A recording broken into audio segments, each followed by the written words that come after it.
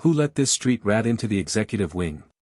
The waiter's voice cracked through the luxury restaurant like broken glass. Malik stood at the entrance, hoodie soaked from the rain, gripping a small notebook like a shield. His eyes searched the room until they landed on Rick Langford, the billionaire in the corner booth, signing papers while sipping espresso. Before Malik could speak, a guard grabbed his arm. "You're not supposed to be here. This is for clients, not strays." Rick glanced up, mildly annoyed. "Let the boy speak. If he wastes my time, he's out." Malik's voice didn't shake. "If you sign that contract, you'll lose $900 million. Gasps. Laughter. But Rick froze mid-sip. Because that sentence wasn't random. It mirrored something from a negotiation 10 years ago, and only someone with a very specific kind of knowledge would know. Rick stood slowly, the room quieting as he approached. "You think you can read contracts, kid?" Malik opened his notebook. Page 17. Clause 4C. The transfer clause is framed to shift the liability of an unstable fund to you. My mom lost our house to that trick. Rick's eyes flicked to his lawyer, who turned pale. The crowd still murmured behind them, "He's bluffing," one investor hissed.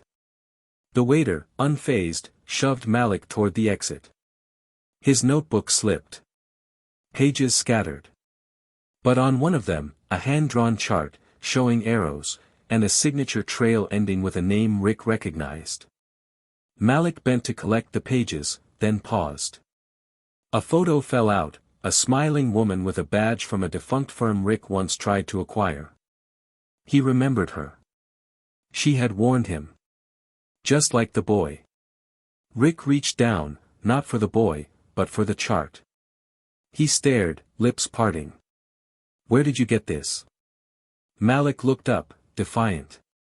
"I drew it. I saw the clause. Same wording that took our home. I remember every line." Rick turned to his assistant. "Get me the master copy. Now." Within minutes, the whole room watched as Rick laid the signed deal beside Malik's page. It matched. Too well. Rick stepped forward, voice low, "You just saved me $900 million. Then louder, to the room, and I nearly threw him out. He turned back to Malik, reached into his inner coat, and handed him a platinum pen. "You start school tomorrow. My team will enroll you anywhere you choose. Just say one thing." Malik looked him dead in the eye. "Don't ever sign something, unless you know what they're hiding." The waiter tried to slink away. Rick stopped him. "You poured water on the one person who read what my lawyers didn't."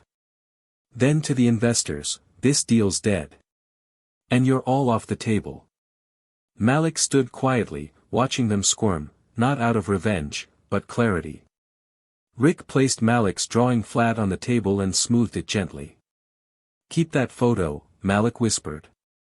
"Reminds me of someone who tried to save me before," Rick replied. No one moved as Malik turned to leave. The boy who wasn't supposed to be here had become the reason they were still standing. Weeks later, Forbes ran the headline, "The Billion-Dollar Beggar." But Malik didn't care. He sat on a library step, reading real contracts with a tutor. Rick had kept his promise. But Malik had started something bigger. His foundation, Street Lens, now taught contract literacy to kids from shelters and forgotten schools. At one event, Rick was asked, "Why trust a child?" He smiled. "Because the last time I didn't, it almost cost me $900 million. Malik never answered the media. He just left a framed version of his notebook on Rick's desk. No caption. No name. Just the red circle around Clause 4C. Malik didn't shout. He didn't beg. He simply saw what others ignored, and dared to speak. Sometimes, the smartest minds don't wear suits or sit in boardrooms. They sit on curbs with notebooks full of truth. If this story made you pause, remember, voices worth hearing don't always sound the loudest. Stay curious. Stay human. And if you believe in stories that reveal hidden power, subscribe and share your thoughts below. Someone out there might need to hear this today.